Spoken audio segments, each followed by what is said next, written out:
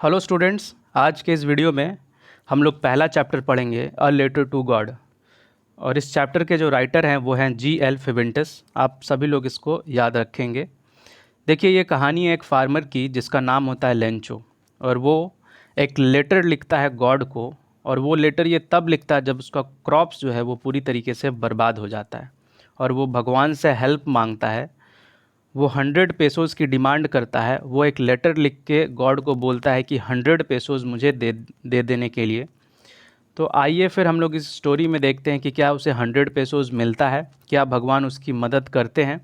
ठीक है, तो आप मेरे साथ बने रहिए और इस वीडियो को अंत तक देखिए, काफ़ी इंटरेस्टिंग स्टोरी है। तो चलिए शुरू करते हैं स्टूडेंट्स। देखिए, यहाँ पर लिखा हुआ है the house the only one in the entire valley sat on the crest of a low hill. तो यहाँ पर एक टर्म आता है वैली। तो वैली को आप घाटी बोल सकते हैं। और यहाँ पर एक दूसरा टर्म है, वो है क्रेस्ट। तो क्रेस्ट हो जाता है किसी भी टॉप ऑफ ए हिल को कहते हैं। तो एकमात्र ही घर था उस वैली में, उस घाटी में सिर्फ एकमात्र लेंचो का ही घर था। ठीक है, और वो घर कहाँ पर था? At the top of the hill था।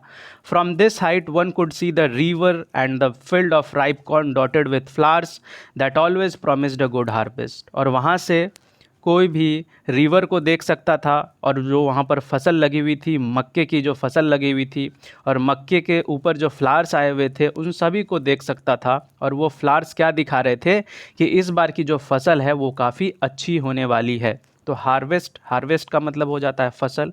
The only thing the earth needed was a downpour और एटलीस्ट अ शोर। तो यहाँ पर दो टर्म है, याद रखिएगा, डाउनपोर और दूसरा है शोर। दोनों में डिफरेंस है। डाउनपोर का मतलब हो जाता है काफ़ी ज़्यादा हैवी रेनफॉल होता है तो उसको डाउनपोर कहते हैं, और शोर का मतलब हो जाता है कि माइल्ड रेनफॉल अगर होता है तो उसको शोर बोलते हैं। तो उस फसल के लिए सिर्फ एक ही चीज़ की ज़रूरत थी, या तो डाउनपोर हो जाए या तो फिर शोर हो जाए। Through out the morning Lencho, who knew his field intimately, had done nothing else but see the sky towards the north east. तो लेंचो ने सुबह से कुछ भी नहीं किया था, और वो काफ़ी ज़्यादा क्लोजली तरीके से स्काई की तरफ देख रहा था नॉर्थ ईस्ट में। तो यहाँ इंटीमेटली का मतलब हो जाता है क्लोजली। अब वो नॉर्थ ईस्ट में क्यों देख रहा था? क्योंकि नॉर्थ ईस्ट से ही रेनफॉल होने की आशंका थी। Now we are really going to get some water women. तो वहाँ पर एक वुमेन होती है, हो सकती है उसकी वाइफ होगी। वो कहती है, तो वो कहता है वुमेन को कि अब लगता है कि यहाँ पर बारिश होगी।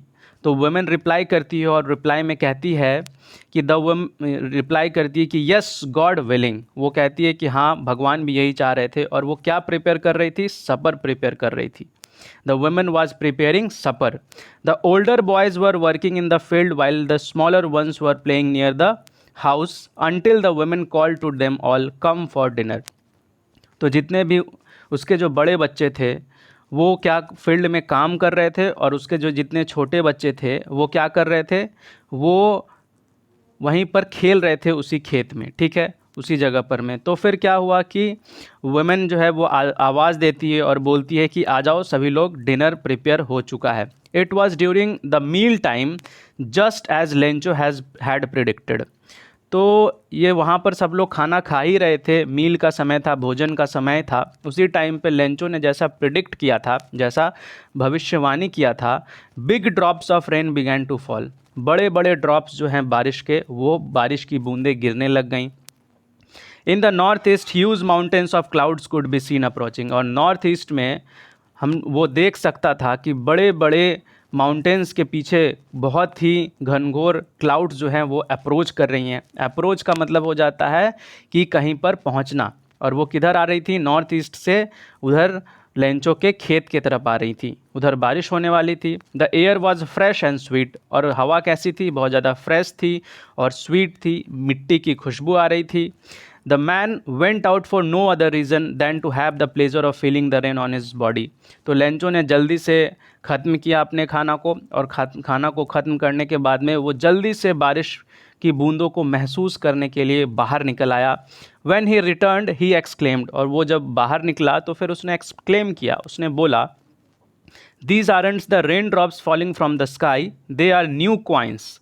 उसने बोला कि ये सिर्फ रेन ड्रॉप्स नहीं है जो स्काई से गिर रही हैं, जो आकाश से गिर रही हैं, बल्कि ये नए नए क्वाइंस हैं।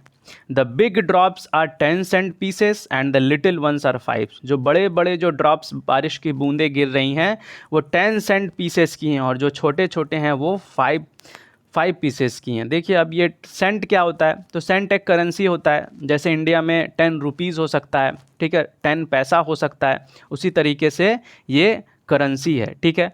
With a satisfied expression he regarded the field of ripe corn with its flowers draped in a curtain of rain, ठीक है। तो देखिए यहाँ पर दो मीनिंग है। ड्रैप्ड का मतलब हो जाता है कवर कर लेना किसी भी चीज़ को, और कर्टेन का मतलब तो हो जाता है पर्दा, और पर्दा जनरली किसी चीज़ को कवर करने के लिए ही हम लोग यूज़ करते हैं ये वर्ड। तो आप लोग ये समझ लीजिए कि राइप कॉर्न जो था, वो जो मक्के की जो फसल थी, उसके ऊपर लगी हुई थी फ्लावर्स, पीले पीले फ्लावर्स होंगे, और वो फ्लावर्स जो है उस फ्लावर्स को कम्प्लीटली रेन का जो बूंद था वो ढक चुका था। But suddenly a strong wind began to blow along with the rain, very large hail storm began to fall. लेकिन सिचुएशन देखिए यहाँ से बदल रहा है। ऐसा वहाँ आशंका किया जा रहा था कि अच्छी बारिश होगी, लेकिन फिर स्ट्रॉन्ग विंड, तूफान वहाँ पर आ गया, और आ जाने के बाद में फिर हेल स्टोन्स वहाँ पर फॉल होने लग गए। ये हेल स्टोन क्या है? देखिए हेल स्टोन्स कह सकते हैं कि जो बर्फ़ के जो छोटे छोटे टुकड़े होते हैं उसे हेल स्टोन्स कहते हैं, इसे ओले भी कहते हैं हम सभी लोग। तो वो बर्फ़ के छोटे छोटे टुकड़े जो है वो गिरने लग गए, और ये टुकड़े कभी कभी बहुत बड़े भी हो जाते हैं। These truly did resemble new silver coins. The boys, exposing themselves to the rain, ran out to collect the frozen pearls. तो वहाँ पे उसके जो बच्चे थे वो क्या बोल रहे थे ये कि ये नया सिल्वर कॉइन्स की तरह लग रहा है, ठीक है। ये जो सिल्वर कॉइन्स क्यों बोला गया, क्योंकि जनरली ये जो बर्फ़ के टुकड़े होते हैं वो वाइट कलर के होते हैं, ठीक है। तो वो काफ़ी प्रेशर से भी ज़मीन की मिट्टी पर गिरते हैं। तो जितने भी लड़के थे वो क्या बाहर आ गए और आ करके उन सारे बर्फ़ के टुकड़ों को कलेक्ट करने लग गए, और उससे बता रहे थे कि ये मोती की तरह हैं, ठीक है। It's really getting bad now, exclaimed the man. फिर लेंचो ने बोला कि अब जो है सिचुएशन पूरी तरीके से बदल रही है, और ये सिचुएशन बहुत ही ख़राब हो रही है। I hope it passes quickly. It did not pass quickly for an hour. The hail rained on the house, the garden, the hill side, the cornfield, on the whole valley. The field was white as if covered with salt. तो Lencho कहता है कि ये जो situation है ये बहुत ही ख़राब हो रहा है, क्योंकि उसकी जो फसल थी वो ख़राब हो जाती। उसने ऐसा होप किया कि ये जल्दी से ख़त्म हो जाए, लेकिन ऐसा नहीं हुआ। और फिर वो जो बर्फ़ के जो टुकड़े थे वो कहाँ कहाँ गिरे, उसके हाउसेस पे गिरे, गार्डन्स में गिरे, हिल साइड्स पे गिरे, और उसकी जो खेत में जो मकई लगे हुए थे उसके ऊपर भी गिर गए। द होल वैली, चारों तरफ सब जगह घाटी में बर्फ़ के टुकड़े ही टुकड़े थे। और जो ये बर्फ़ के टुकड़े थे वो कम्प्लीटली सॉल्ट की तरह लग रहे थे। ऐसा क्यों लग रहे थे? क्योंकि बर्फ़ के टुकड़े जो है वो वाइट कलर के होते हैं, और सॉल्ट भी वाइट कलर का होता है। और ये बर्फ़ के टुकड़े सारे ज़मीन के अर्थ सरफेस को कवर कर लिया था। तो ये सब लग रहे थे जैसे कि सॉल्ट की तरह रिजेंबल कर रहे थे, पूरे अर्थ सरफेस को कवर कर लिया था। Not a leaf remained on the tree, the corn was totally destroyed. अब लेंचो कहता है कि किसी भी पेड़ पे एक उसका पत्ता तक नहीं रुका। इसलिए नहीं रुका क्योंकि ओला पड़ा बर्फ़ का टुकड़ा और सारे पत्ते गिर गए। The corn was totally destroyed, और जो कॉर्न की जो फसल थी वो कम्प्लीटली डिस्ट्रॉयड हो गई। The flowers were gone from the plants, और जितने भी फूल थे जो कि आए हुए थे सब के सब झड़ गए। Lencho soul was filled with sadness, और लेंचो की जो अंदर की आत्मा थी वो पूरी तरीके से दुख से भर गई। When the storm had passed, he stood in the middle of the field and said to his son, a plague of locust would have left more than this। तो देखिए यहाँ से एक क्वेश्चन जो है वो अक्सर पूछा जाता है, ठीक है। तो इस बात का ध्यान रखिएगा कि लेंचो पूरी तरीके से सैड हो गया था, ठीक है। तो लेंचो कहता है कि लोकस्ट जो है जितनी फसल को हार्म नहीं करती है उससे ज़्यादा इस बार जो फसल है वो हेल स्टॉर्म से बर्बाद हो चुकी है। ये लोकस्ट क्या होता है? लोकस्ट एक ऐसा इंसेक्ट होता है जो स्पेशली क्रॉप्स को खाने का काम करता है। और यहाँ प्लेग क्यों बोला गया है? क्योंकि प्लेग जो होता है वो महामारी को हम लोग बोलते हैं। तो यहाँ लोकस्ट जो एक तरह का महामारी ही उसे माना जाता है, क्योंकि वो आते हैं और आकर के सारी फसल को बर्बाद कर देते हैं। तो यहाँ पर कहना था लेंचो का कि लोकस्ट जो है जितना फसल को बर्बाद करते हैं उससे ज़्यादा इस बार जो फसल है वो बर्बाद हुई है हेल स्टॉर्म से, बर्फ़ के टुकड़े से सारी की सारी फसल बर्बाद हो गई है। The hell has left nothing, और उस हेल स्टॉर्म ने कुछ भी नहीं छोड़ा है। This year we will have no corn, that night was a sorrowful one, all our work for nothing, there is no one who can help us, we will all go hungry this year. Lencho काफ़ी sad हो जाता है और sad हो करके पूरी रात उसे नींद नहीं आती है और वो सोच रहा होता है कि अब हमारी मदद कौन करेगा, और वो सोच रहा होता है कि इस बार हमें पूरा साल भूखे रहना पड़ जाएगा क्योंकि हमारी जो कॉर्न की जो फसल है वो बर्बाद हो चुकी है। But in the heart of all who lived in that solitary house in the middle of the valley there was a single hope, help from God. तो देखिए सॉलिटरी का मीनिंग हो जाता है अकेला, ठीक है ना, अलोन बोलते हैं। तो यहाँ पर लेंचो कहता है कि हमारे साथ जो है भगवान है और हमें जो है पूरी तरीके से भगवान पर भरोसा है, भगवान हमारे दिल में है और वो हमारी मदद करेंगे। Don't be so upset even though this seems like a total loss, remember no one dies of hunger. फिर लेंचो क्या करता है, अपने अंदर के आत्मविश्वास को जगाता है और वो बोलता है कि खुद से वो बोलता है कि अपसेट होने की ज़रूरत नहीं है, कोई भी हंगर से नहीं मरता है, कोई भी भूख से नहीं मरता है। That's what they say, no one dies of hunger. All through the night Lencho thought only of his one hope, the God, the help of God. और वो पूरी रात सिर्फ भगवान के बारे में सोच रहा था कि भगवान आएंगे और उसकी मदद करेंगे। Whose eyes as he had been instructed see everything even what is deep in one's conscience. क्योंकि उसे भगवान पे पूरा भरोसा था कि भगवान जो है वो सबको देख रहे हैं कि कौन किस प्रॉब्लम में है और भगवान सारे प्रॉब्लम से सबको निकालते हैं। यहाँ पर कंसाइन का मतलब हो जाता है इनर सेंस, ठीक है। Lencho was an ox of a man. तो लेंचो के बारे में बताया जा रहा है कि वो एक हार्ड वर्किंग पर्सन था। ऑक्स ऑफ ए मैन का मतलब very hard working, working like an animal in the fields. जैसे जानवर जो काम करते हैं फील्ड्स में, उसी तरीके से लेंचो भी है, वो काफ़ी ज़्यादा मेहनती था। But still he knew how to write, लेकिन वो थोड़ा पढ़ा लिखा भी था, उसे पता था कि कैसे लिखते हैं। The following Sunday at daybreak he began to write a letter which he himself would carry to town and place in the mail. It was nothing less than a letter to God. तो फिर Lencho ने decide किया कि वो एक letter लिखेगा। वो letter किसे लिखेगा? गॉड को लिखेगा और उसे जा कर के मेल बॉक्स में दे देगा। God, he wrote, if you do not help me, my family and I will go hungry this year. I need 100 pesos in order to sow my field again and to live until the crop comes because the hailstorm ... तो देखिए यहाँ पर एक term है पेसोज। तो देखिए पेसोज is also a currency, और ये जनरली ये जो पेसोज होते हैं ये लैटिन अमेरिकन कंट्रीज़ जितने भी हैं उधर में ज़्यादा इस्तेमाल होते हैं, ठीक है। तो फिर उसने क्या किया, लेंचो ने गॉड को लेटर लिखा और उस लेटर में वो सारी बातें बताई जो उसके साथ में घटी थी। उसने बताया कि उसे 100 पेसोज चाहिए क्योंकि उसका जो कॉर्न का जो फील्ड है वो पूरी तरीके से बर्बाद हो गया है, और अगर उसे 100 पेसोज नहीं मिलेगा तो फिर वो पूरे साल भूखे रह जाएगा, ठीक है। He wrote to God on the envelope, put the letter inside, and still troubled went to town at post office. He placed a stamp on the letter and dropped it into the mailbox. उसने letter का जो पहला जो sender's address होता है ऊपर में क्या लिखा? To God. इन्वेलप के ऊपर में लिख दिया टू गॉड लिखा।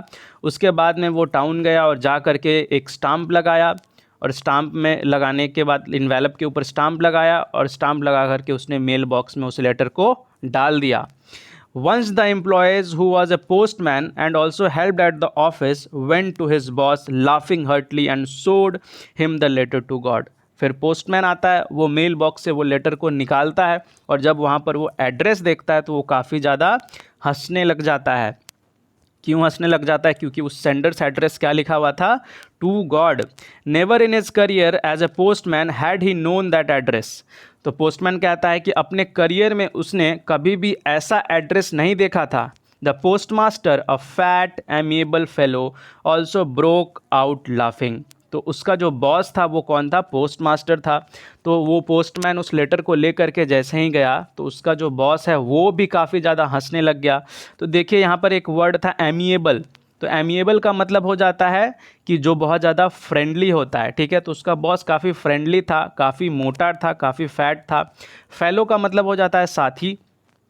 But almost immediately he turn serious and tapping the later on his desk commented, what faith, I wish I had the faith of the man who wrote this letter, starting up a correspondence with God। ठीक है, तो उसका जो boss था post master, वो काफ़ी ज़्यादा surprise हो गया कि कितना ज़्यादा फेथ है इसे, लेंचो को गॉड पे कितना ज़्यादा फेथ है जिसने भी ये लेटर लिखा है, ठीक है। और यहाँ पर एक वर्ड आता है कॉरस्पॉन्डेंस। देखिए, कॉरस्पॉन्डेंस का मतलब आप ये कह सकते हैं कि कम्युनिकेशन हम लोग करते हैं थ्रू लेटर्स, ठीक है। तो कम्युनिकेशन करते हैं लेटर से, तो वो गॉड को कम्युनिकेट कर रहा था, ठीक है। तो पोस्ट मास्टर जो है वो उस लेटर को ले करके टैप करने लग गया अपने डेस्क पे, ठीक है। और टैप करते करते, टैप का मतलब आवाज़ निकालना, टैप करते करते उसने काफ़ी ज़्यादा प्रेज़ किया कि बहुत ज़्यादा भगवान में विश्वास है, ठीक है। So in order not to shake the writer's faith in God, the postmaster came up with an idea. तो फिर पोस्ट मास्टर को लगा कि ये जो भरोसा है उसके भगवान के ऊपर, ये बिल्कुल भी नहीं टूटना चाहिए। तो पोस्ट मास्टर को एक आइडिया आया। उसे आइडिया ये आया कि वो इस लेटर का जवाब देगा, आंसर द लेटर। और क्या आइडिया आया? But when he opened it, it was evident that to answer he needed something more than goodwill, ठीक है। तो जैसे ही उसने लेटर को खोला, उस इन्वेलप को खोला और लेटर को पढ़ा, पढ़ने के बाद में उसे ये बात समझ में आ गया था कि उसके सिर्फ अच्छे चाहने से वो उसकी मदद नहीं कर सकता है। एविडेंट का मतलब हो जाता है पूरी तरीके से क्लियर हो जाना, स्पष्ट हो जाना, और गुडविल का मतलब किसी के बारे में अच्छा चाहना। तो पोस्ट मास्टर को ये क्लियर हो गया था कि किसी के बारे में अच्छा चाहने से ही वो नहीं अच्छा कर सकता है इस लेटर को पढ़ने के बाद में, ठीक है। But he stuck to his resolution, लेकिन वो अपने डिसीज़न पे कायम रहा, ठीक है। उसका डिसीज़न क्या था कि वो मदद करेगा लेंचो के लेटर का। He asked for money from his employees, he himself gave a part of his salary, and several friends of his were obliged to give something for an act of charity। उसने क्या किया कि अपने employees को बोला कि कुछ पैसोज़ को जमा करो, यहाँ तक कि उसने अपना कुछ पार्ट ऑफ सैलरी को उसने कंट्रीब्यूट करने के लिए सोचा। उसके बाद में फिर अपने फ्रेंड्स को भी बोला कि उसे भी कंट्रीब्यूट करना चाहिए as an act of charity, ठीक है। अब यह चैरिटी क्यों किया गया है, चैरिटी वर्ड क्यों यूज़ किया गया है? क्योंकि उसकी फसल बर्बाद हो गई थी, तो ये एक तरह से चैरिटी का ही काम हुआ। It was impossible for him to gather together the 100 pesos, so he was able to send the farmer only a little more than half। तो ये काफ़ी इम्पॉसिबल हो गया था पोस्ट मास्टर के लिए कि 100 पेसोस को वो जमा कर सकेगा, लेकिन उसने 100 पेसोस तो नहीं, लेकिन वो आधा से ज़्यादा जमा कर पाया था। तो इसका मतलब ये साफ है कि वो 50 पेसोस से ज़्यादा जमा कर पाया होगा। He put the money in the envelope in an envelope addressed to Lencho, and with it a letter containing only a single word as a signature, God। उसने क्या किया कि सारे पेसोस को उस इन्वेलप में डाला।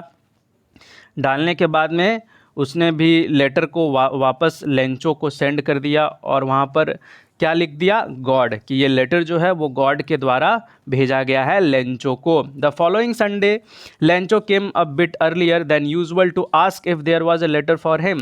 तो आने वाला जो संडे था, तो उस संडे को लेंचो बहुत पहले ही पहुंच गया था, और पहुंच करके पूछा कि क्या उसके लिए कोई लेटर है। It was the postman himself who handed the letter to him, while the postmaster, experiencing the contentment of a man who has performed a good deed, looked on from his office। तो देखिए यहाँ पर contentment नाम का एक word है। contentment नाम का वर्ड होता है satisfaction को बोलते हैं, ठीक है। तो लेंचो आया, लेंचो आने के बाद में उसने पूछा कि क्या मेरे लिए कोई लेटर है, तो पोस्टमैन ने उसे वो लेटर दे दिया, ठीक है। और जब वो पोस्टमैन लेटर को दे रहा था, तब पोस्ट मास्टर काफ़ी ज़्यादा सेटिस्फाइड महसूस कर रहा था, क्योंकि उसे लग रहा था कि उसने कुछ अच्छा किया है, कुछ अच्छा काम किया है, उसने किसी की हेल्प की है, ठीक है। और वो अपने ऑफिस से देख रहा था। Lencho showed not the slightest surprise on seeing the money. तो लेंचो जब उस इन्वेलप को खोलता है और जब मनी को देखता है, तो वो ज़्यादा सरप्राइज नहीं हुआ। सच वाज हिज कॉन्फिडेंस, क्योंकि वो काफ़ी ज़्यादा पहले से कॉन्फिडेंट था कि गॉड जो है उसकी मदद करेंगे। But he became angry when he counted the money, लेकिन वो बहुत ज़्यादा गुस्सा गया जब उसने पैसों को काउंट किया। God could not have made a mistake nor could he have denied Lencho what he had requested. तो उसे लगा कि उसने बोला कि भगवान से ये मिस्टेक नहीं हो सकता है ना, और जितना लेंचो ने रिक्वेस्ट किया है उतना तो उसे मिलेगा ही, क्योंकि भगवान उसके साथ ऐसा बिल्कुल भी नहीं कर सकते हैं। Immediately Lencho went up to the window to ask for paper and ink. तो वो लेंचो तुरंत गया और जा कर के एक पेपर मांगा और एक इंक मांगा, ठीक है। On the public writing table he started to write with much wrinkling of his brow. वहाँ पर टेबल पड़ा हुआ था और टेबल पड़ा हुआ था, उसने क्या किया, लेटर को दोबारा एक लेटर लिखा गॉड को। With much wrinkling of his brows का मतलब कि उसने अपने आईब्रोज पे हाथ को रख करके वो सोच रहा था कि क्या लिखा जाए। Caused by the effort he had to make to express his ideas, अपने आइडियाज़ को उसने एक्सप्रेस किया। When he finished he went to the window buy a stamp which he licked and then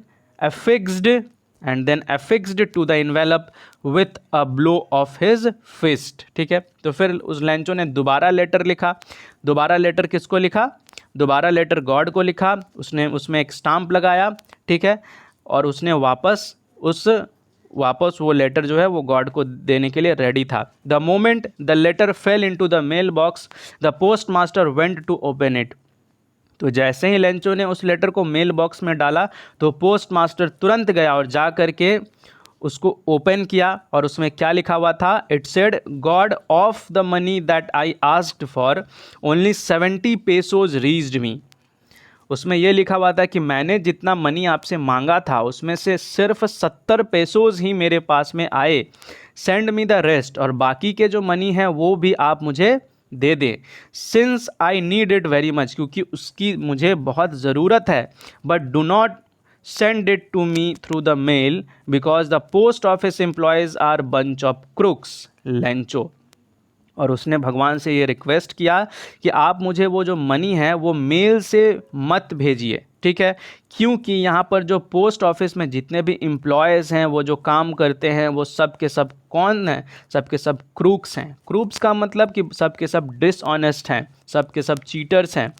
तो इसका मतलब यहाँ से सीधा सीधा समझ में आ रहा था कि लेंचो का जो भरोसा भगवान पर तो था, लेकिन लेंचो का भरोसा उस पोस्ट ऑफिस के एम्प्लॉयज़ पे, पोस्ट मास्टर पे, पोस्टमैन पे नहीं था। उसे ये लग रहा था कि पोस्ट ऑफिस के लोगों ने ही उसका जो मनी है वो रख लिया है। तो इस स्टोरी से हमें ये सीख मिलती है कि बिना सोचे समझे हम लोग किसी के ऊपर भी कोई भी ये नहीं लगा सकते कि उसने हमारे साथ गलत किया, ठीक है, जैसा कि लेंचो ने ऐसा कुछ किया। तो देखिए दोस्तों, ये स्टोरी जो है यहीं पर एंड हो जाती है। काफ़ी इंटरेस्टिंग स्टोरी थी। कमेंट करके बताइए आपको कैसी लगी ये स्टोरी। बहुत बहुत धन्यवाद। Thank you so much.